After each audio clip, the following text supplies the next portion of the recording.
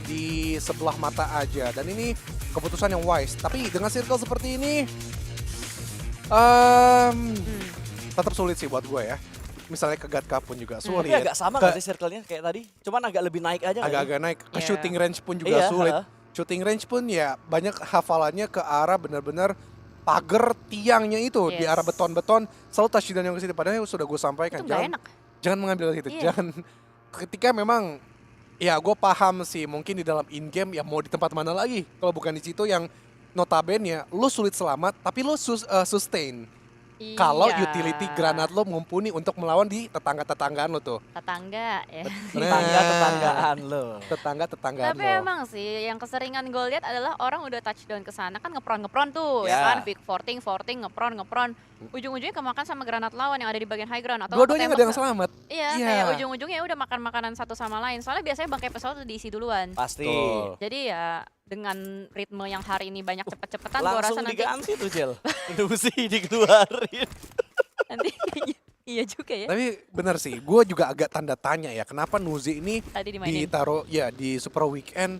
Ya mungkin ya tadi gue analisanya adalah mungkin kalau ditaruhnya di Sunhawk doang kali ya sebagai orang frontline, sebagai orang jarak dekat. Dulu kita ingat di Infinity dia berduet sama Mela, Ya. benar-benar mengerikan banget sampai bisa menyaingi Nova di PMRC. Oh. Ya. Gua tahu kenapa Mela nggak mau ngikut gabung ke Vampire berarti. Aduh. Gak elah Nusi lagi. Gua cari suasana baru dah, nickname baru dah sekalian. Tapi gak lolos. Stranger. Seenggaknya nggak bareng Nusi. Sama aja sih intinya Itu juga nggak bagus lah Oke. salah tim. Terus Apa tuh, Ge? ya Mormon sangat penting ya. Sosok Mormon adalah sosok kalau dilihat dari hari pertama banyak sekali inisiatif yang membuat space. Akhirnya kayak Swaps, akhirnya kayak siapa lagi Tony K lebih berani untuk memberikan dobrakan-dobrakan ke lawan ketika dan nanti banyak on point kok. Iya. Dari seorang Mormon yang gue katakan orang kayak Mormon, orang kayak Yami mau bentuk tim lo puzzle kayak gimana mau slow or quick dia pasti dibutuhkan karena inisiatif granatnya itu sangat dibutuhkan di semua tim. Udah spesialis lah ya buat setup Iya. detailnya, entah itu Iya. granat, smoke, molotov, bisa ngepredik kira-kira musuhnya bakal move ke arah mana, itu yang bakal dia lempar untuk targetnya. Ya. Sementara kalau kita lihat keheningan ya sudah mulai terjadi kembali. Biasanya tuh Miramar yang hening dari early sampai late game atau early sampai mid game, tapi kali ini Irangel-nya benar-benar hening banget. Bahkan kita nggak ngelihat lagi Kagendra sama Voin karena Voin berfokus tadi agak mengayunkan parasutnya lebih jauh supaya nggak kejangkau sama visionnya Kagendra. Yes Naya yang udah kita bahas dari game kedua tadi atau Irangel pertama, Flash nggak dapat gangguan karena memang nggak ada talon untuk di babak Super Weekend yang sekarang. Dan Super Weekend yang kedua guys, ini masih jadi kesempatan sebenarnya buat tim-tim yang gak lolos kemarin di babak group stage. Cuman ya itu lo harus bisa naker poin yang bisa lo kejar di hari Sabtunya. Karena hari Minggu itu gue selalu mengingatkan dan akan selalu diingatkan juga sama teman-teman talent yang lainnya juga. Hari Minggu di minggu depan itu bisa matchnya panjang jadi 8 match, bisa kurang dari 6 match. Siapa yang tugas ya? Tanggal berapa itu? Tanggal 8. Tanggal 8 gue Tanggal 9. Tanggal 9 ya? Tanggal 9 bukan 9. gua, tanggal 8 gua. Oke. Nanti coba kita lihat. Nanti kita lihat ya. Mestinya Eldoge analisnya sih bukan gua karena gua di Sabtunya gitu. Terus Tanggal berapa itu tanggal 8? Tanggal 8 itu analisa lu. Tanggal Ada 8 tuh gua sama Windy. Terus tanggal 9 itu Eldoge, Dona, Windy. Iya, karena kan tanggal 9 gua ngisi nobar Smash Roll. Ya, betul. Buat mencari tahu siapa sih caster yang nggak membaur. Masih. Gitu dong. Padahal dari tadi tuh banyak banget fun fact yang kayaknya bakal dibongkar di sana. Tapi Aduh. underline-nya di situ terus ya. Konsennya ke sana ya. Enggak, memang ya? temanya itu. Oh, emang temanya Isi itu? roll podcastnya itu. Emang wow. kenapa? Pertanyaan itu kenapa harus live di sana gitu? Ya biar orang-orang yang benar-benar kepo aja. Yang akhirnya datang. Oh, biar nggak ke-publish. Iya. Tolong besok yang datang di nobarnya di record guys ya, di record lalu dijadiin jedak jeduk. Jadi Wah. ntar diobrolin sama junior di Raur Podcast. Karena sekarang yang kita omongin adalah perang antara 69 dan juga tim Magna, udah saling mengincar juga. Di mana 69 tadi yang mendapatkan sebuah kerugian karena satu anggota mereka dipulangkan, belum ada trade knock yang bisa mereka kirimkan, malah tiba-tiba ada satu pemain lagi dari 69 yang terculik oleh tim Magna. Ini 69 lagi gak dapet temponya sih. Kelihatan beda banget sama yang kemarin. Kalau hari ini terus-menerus engage fight duluan. Ini kayaknya mungkin lobby beda ya. Lobby beda yang bikin mereka akhirnya harus balik lagi, adaptasi ulang lagi apa yang harus mereka lakukan. Mereka masih belum dapat idenya. Tapi ada probability mungkin besok mereka bisa balik lagi. Karena kan juga kemarin pas kita nonton 69 di grup stage hari pertama 12 poin. Betul. Ya kan 12 poin. Nah, besoknya baru dia ngerti oh nih mainnya harus begini, mainnya harus begitu. Tapi memang untuk hari ini papan bawah sangat-sangat tidak terduga ada 09 RRQ dan juga Boom dari Indonesia. Dan di mana 69 kembali kehilangan satu pemain. Last man standing yang terpantau. Ini dia. Ternyata makna yang akan bertemu dengan Osja terlebih dahulu. Hasbi, salah satu pemain lawan dari Glue Esports pun harus tertunduk lemas. Mikiel pun sama 2 pemain dari makna sudah hilang, bahkan 3. Sama-sama last man standing untuk 69 dan MEC yang tadi berjumpa terlebih dahulu. Ini kayaknya harus bisa nahan sih. Kayak nggak terlalu ke-trigger gitu loh buat ngejar last man standing gitu. Sampai akhirnya kecelai dan dihantam oleh tim lain juga. Walaupun pada akhirnya 69 sudah dipulangkan secara auto, tapi makna juga mengalami sebuah kerugian. Hanya menyisakan satu anggota mereka, Tam, yang bakal menjadi pemain terakhir. Dan Bigetron. Waduh, ini setahu gua ya, BTR itu dapat school kan ya? Dapat Dapat iya. school dan apartemen school. Karena ada Rozok snip. School bahkan. Tapi masih melimpir juga ke arah Rozok. Agak rakus ya, Rozok school, semua apartemen, segala emang macam. Wow. disikat semua sama mereka. Sehingga kalau Sikat bosku terus. masalah utility berarti nggak ada keraguan. Oke. Secara vehicle apalagi. Vehicle sangat amat lengkap. Rozok pun juga ada sebelah kiri, sebelah manapun. Ya. Di schoolnya pun juga ada di pertigaan-pertigaan itu. Kemudian juga di sebelah kanan Rozok kan ada rumah garasi juga. Itu juga bisa mereka mainkan. Makanya gue bilang sebenarnya dari perbekalan nggak ada kurangnya sama sekali kayak gitu. Tapi ya balik lagi. Rozok School ya arah rotasi sih buat gue ya 50-50 sih ya. Gue kurang suka juga antara spot ini. Kenapa emangnya? Berarti kalau lu jadi BTR, lu mau checkpoint di mana, Gus? Tetap Milta. Oh misalnya kalau dari Rozok Ini School. kan lagi ngomongin circle ini. Di tengah tadi kita lagi bahas BTR. Kalau lu jadi BTR, lu bakal ambil circle Kalau checkpoint mana? seberang atas itu kan ada perbukitan tuh. Ah. Jadi abis sungai ke atasnya Rozok itu kan ada perbukitan. Ah. Tapi ya bisa cepat-cepatan juga dari yang ya Snaya Poliana ataupun Severny. Oke. Sebenarnya ngomongin semua spot juga kayak gitu sih. Tapi menurut gua agak-agak ini ya, agak trikinya karena 2 tim datang langsung di satu titik yang sama kayak gitu loh. I see. Itu yang pertama. Jadi Milta adalah tempat yang the best. Balik Masih ya, lagi. masih Padahal ya. POV-nya udah ke arah satu tim yang tadi di Rozok sama School sama circle kayak gini checkpoint di mana? Tetap Milta sih Milta. menurut gue. Ya kayaknya selama orangnya itu paham gitu loh, timingnya harus main gimana segala macam Ya sebenarnya itu juga dimaksimalin. oke sih. Ya Cuma kan? banyak variabel sih memang. Cuma Variabelnya. balik lagi POV masing-masing ya. Kalau gue dengan Heeh. keyakinan gue, dengan analisa gue ya, gue kurang suka aja. Ya, tapi kan mungkin kalau lu kan mungkin karena nggak di satu tim yang ada 4 orangnya gitu kan. Kalau mereka ada 4 orang harus dicocokin nih. Ini cocoknya fast rotation kah atau late rotation kah? Ya. Ya kan itu yang mungkin lagi diulik lah dari masing-masing tim untuk menentukan satu drop zone. Tapi anyway, ini semuanya benar-benar ke tengah banget. Bahkan ada perebutan satu rumah di bawah kaki Gunung Georgopol. Kagendra is here berusaha untuk nge-retake tempat yang sudah ada The Xavier-nya. Nampak Acul tidak siap di happy birthday dengan adanya shotgun gaming body. Bahkan Casper sudah mulai memasak satu granat masuk ke arah bagian dalam. Lamborghini begitu low tapi masih bisa melakukan healing terlebih dahulu. Masuk kembali Ichan screening. Tapi ada satu pemain dari The Xavier akan bersembunyi di bawah basement. Ya ada di basement satu pemain dari DX masih belum bisa terdeteksi tapi Lele Boy bisa mendapatkan satu di bagian luar. Kali ini Ichan sudah mulai berkumpul dalam satu rumah yang sama, bakal dikejutkan dengan sangat-sangat kaget kali ini Ichan mendapatkan korban yang kedua. Naditi langsung dipulangkan karena lobby. Tapi dari Kagendra mereka hanya menyisakan 2 player aktif saja karena Casper sedang dalam kondisi low, kondisi sama 2 melawan 2. Revive akan diupayakan, Levi's akan melakukan sebuah healing di arah titik yang lain di balik sebuah rumah yang terpisah dari rumah ini. Ichan bakal melebarkan smoke burst ke arah luar, tapi di arah luar di atas gunung ada satu tim yang memantau mereka juga, ada E-Arena. Yes, sudah mulai dikunci. Jadi secara ruang gerak sangat tidak bebas untuk kedua tim ini.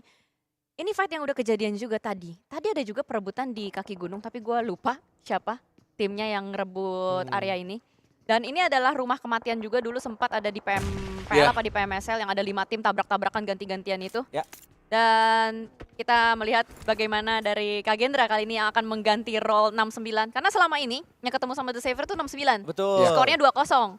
Nah, kalau kayak gini gimana nih? Dengan adanya The Xavier yang akhirnya tarik mundur, dia harus revive lagi, reset lagi. Tapi semakin lama mereka fight, Ya. ini bakal menjadi magnet untuk tim lain melihat ke arah mereka. Betul, BTR udah mulai mengitari, tadi ada E-Arena juga yang sudah mulai mantau dari atas Gunung Gergopol. Tergantung berapa lama mereka bisa menyelesaikan fight ini atau mereka bakal gencatan senjata. Tapi kalau gencatan senjata ya, menurut gue yang bakal lebih diuntungkan adalah Kagendra.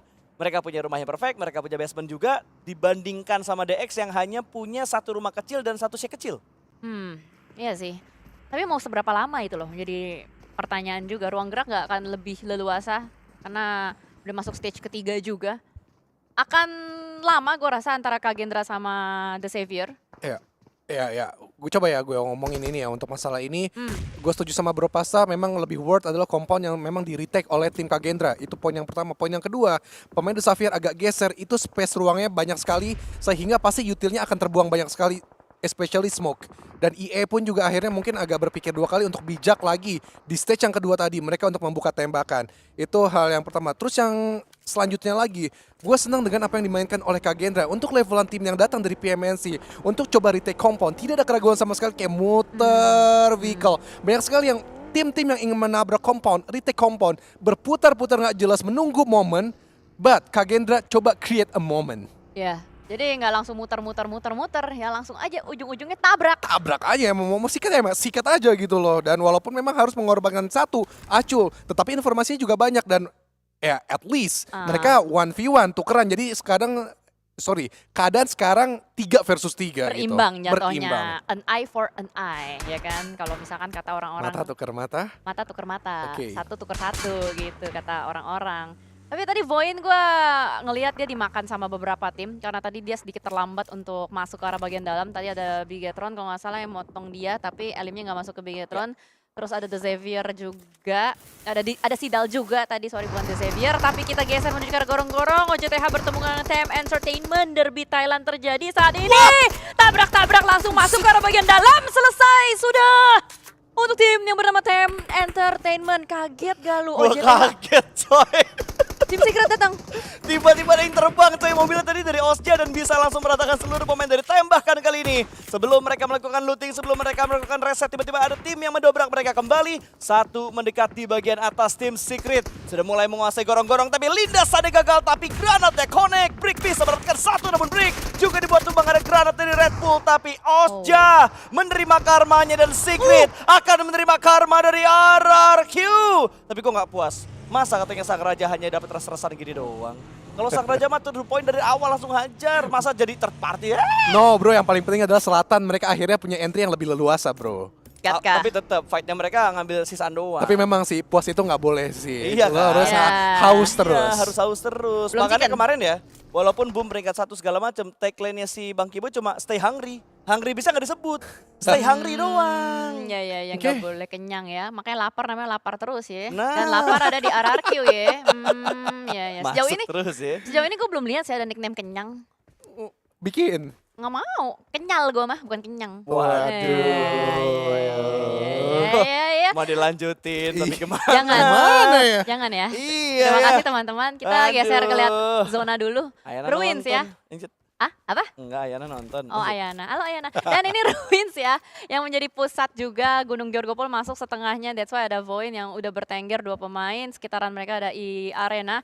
RRQ baru tadi nge-secure area Gatka untuk entry-nya. Tapi Circle berkhianat kepada RRQ. Circle-nya mantul lagi ke arah bagian kanan dan ini lumayan jauh. Mau masuk ke dalam zona, RRQ harus ketemu sama Boom. Boom ada di arah jam 7. Di bagian arah jam 5 ada Bigetron dan juga Alliance. 2 tim yang sudah mengamankan winner-winner chicken dinner hari ini. Nah, ini yang seru yang di bawahnya sih.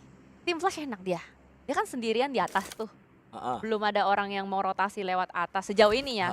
Tapi kalau Vampire ngerasa ini rame, ada kemungkinan probability Vampire bisa muter ke atas sih. Mungkin, tapi kalau misalkan Vampire muter lewat kiri ke arah atas ya udah pasti bakal ditembakin sama EA atau enggak dari Voin bisa nge-zoning out juga dan pas mau touchdown pasti bakal di-zoning out lagi sama tim Flash. Ya. Dan kalau gua jadi Flash ya ntar ketika mapnya dibuka nih, kalau gua jadi Flash gua bakal coba buat screening dan nyari info dulu di arah jam 1 sampai jam 3-nya. Kalau emang kosong, kuasain aja zoning out semua tim yang mendekat ke arah sana supaya entry-nya cuma Flash doang. Kurang lebih begitu dengan kesatuan gua. Karena di bagian kanan juga sebenarnya ada Alliance yang dari tadi udah mulai bertengger. Ini harusnya bakal pecah dan chaos duluan arah jam 4. Akankah kita menyaksikan derby BTR RRQ? Kalau dari kemarin ditunggu-tunggu, BTR RRQ, tapi kok nggak ada di klasemen masih terlalu jauh dari RRQ-nya. Makanya kita sebutnya adalah derbynya dari Boom sama BTR. Tapi kali ini malah terlalu jauh, Boomnya di paling bawah, BTR-nya ada di pucuk. Jadi nampak sejauh ini BTR belum menemukan derby yang sepadan sejauh ini. Derbynya BTR tuh cuma satu tapi udah nggak ada. Siapa itu? EVOS. Oh. Udah itu doang derbynya BTR, habis itu udah nggak ada lagi. Gue denger di sosial media, nonton di sosial media, katanya kata CEO-nya apa siapanya gitu. Mau balik lagi. Katanya lihat nanti gitu. Oh iya, masih lihat nanti Masih berarti lihat ya. nanti ngomongnya, makanya kan abu-abu. Jadi kita tidak tahu, dan yang kita tahu adalah Tony Kurniawan yang sudah knockdown terlebih dahulu. What happened Vampire?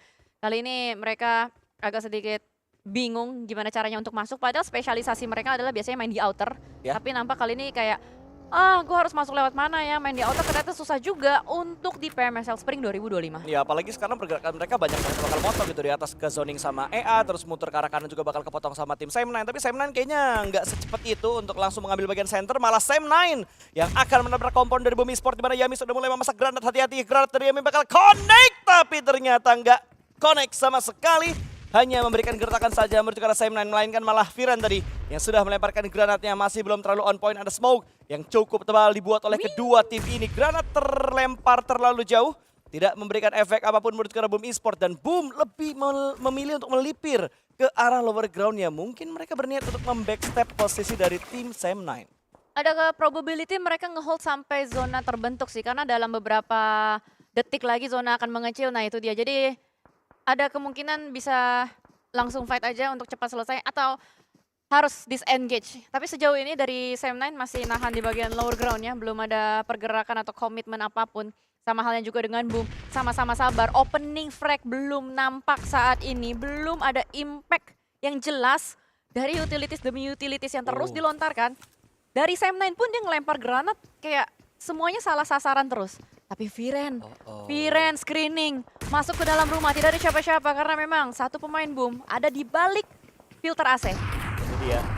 Satu blower AC ditempati sama pemain dari Bumi Sport, tapi Zero malah bisa mendapatkan satu anggota terlebih dahulu, tapi Zero juga tertangkap. Threat-nya tidak menuju ke arah Sam9, melainkan arah RRQ yang tiba-tiba bisa mendapatkan knockdown ke arah Boom Esport, dan ada gangguan lain yang datang. E-Arena juga sudah mulai memberikan gangguan dari bagian atas Gunung Gergopol, tapi Yami bisa memulangkan Mika. Poin pertama untuk Bumi Sport, poin kedua untuk Bumi Sport karena Kenny juga berhasil dihentaskan ke arah lobby, dan Yami menjaga satu angle. Ada dua pemain dari Sam9 di dalam rumah ini mengintip dari satu jendela yang hanya terhalang dengan papan-papan kayu, dan Ponbit pun menarik mundur ke arah belakang karena Zero sedang diselamatkan. Revive akan menjadi optimal, tapi ternyata Yami agak offside dan Yuhai berhasil mendapatkan Yami, bahkan Zero knock untuk yang kedua kalinya, lagi-lagi dari RRQ.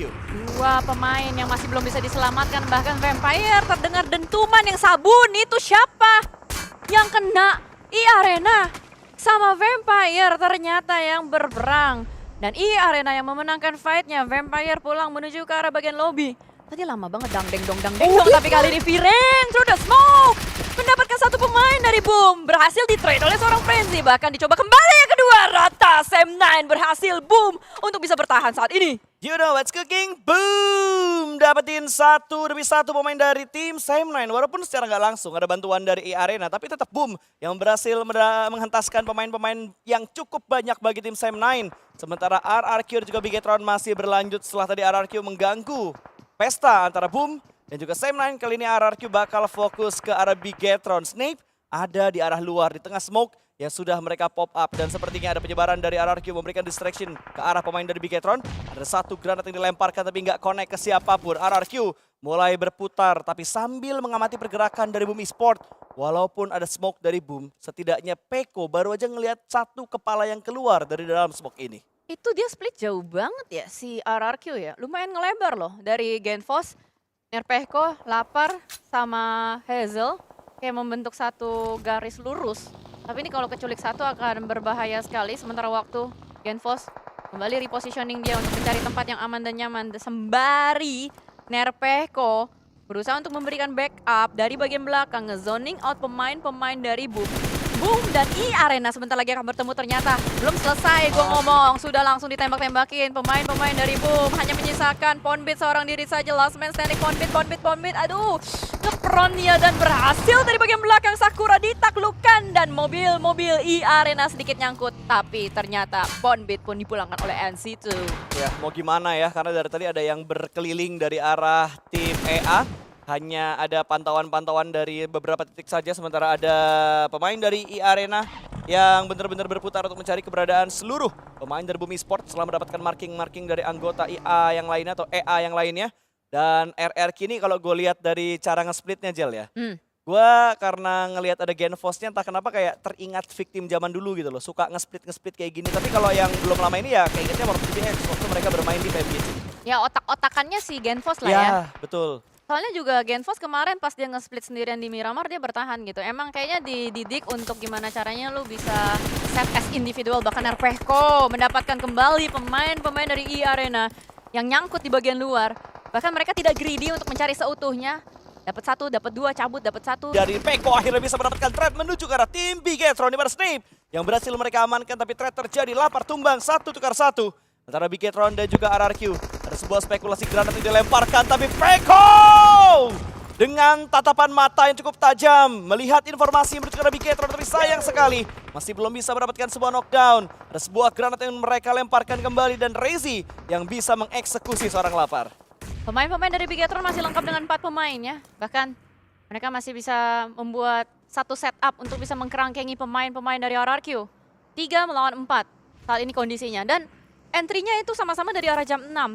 Mungkin akan ada satu opening knock lagi untuk bisa maju ke arah bagian depan. Dan Satarless lah yang mengeksekusi pemain bernama Nerpehko tersebut. Ada follow up dari Opet. Satu lemparan granat menuju ke arah bagian depan. Tapi Genfos pun mentrading satu Snape down. Dan Federales harus melakukan revive terlebih dahulu. Ya, tapi RRQ cukup bonyok cuy, tinggal 2 player yang tersisa. Sementara Bigetron masih 3, akan menjadi 4 kalau misalkan Snape kembali lagi bisa di-revive.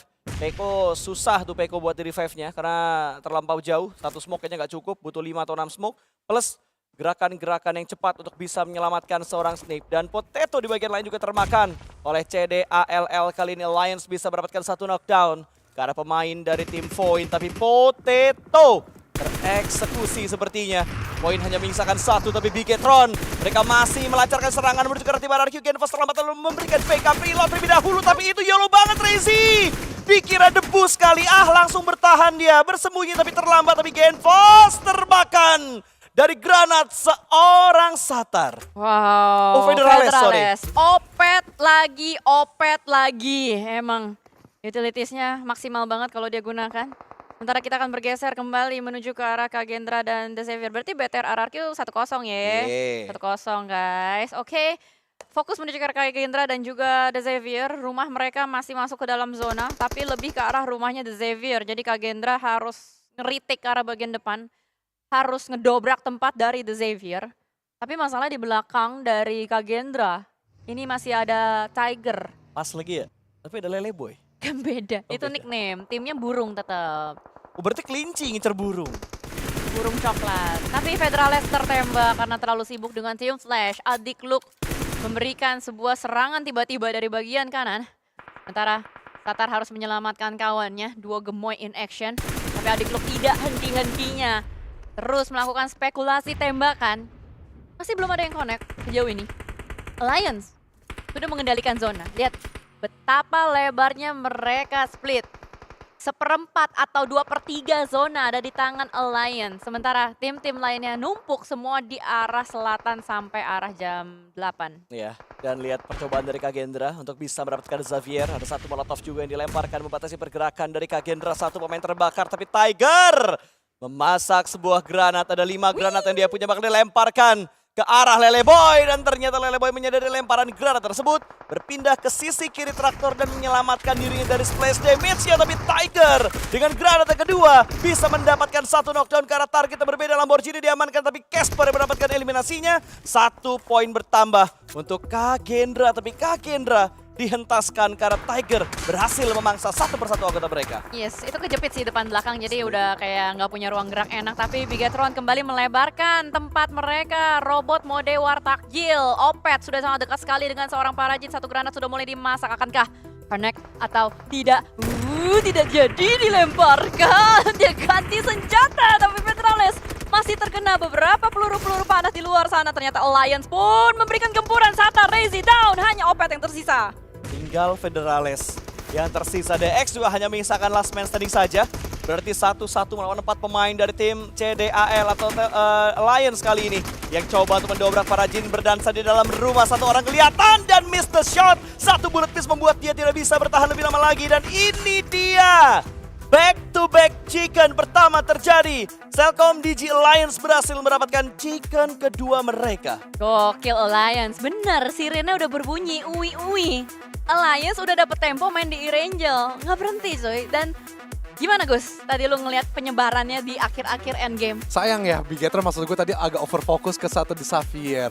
Oh dia nggak lihat ke aliansnya ya? Ngelihat sih, menurut gue tetap ngelihat. Gue lihat di sebelah kanan tadi mungkin kalau Opet agak rapat ke kiri, stay hot dengan 3 player, nggak bisa jauh-jauh banget, masih bisa nge-cover. Karena gue yakin di Xavier yang last man standing itu bakal nge-hold aja menunggu momen sebenarnya di sebelah kanan.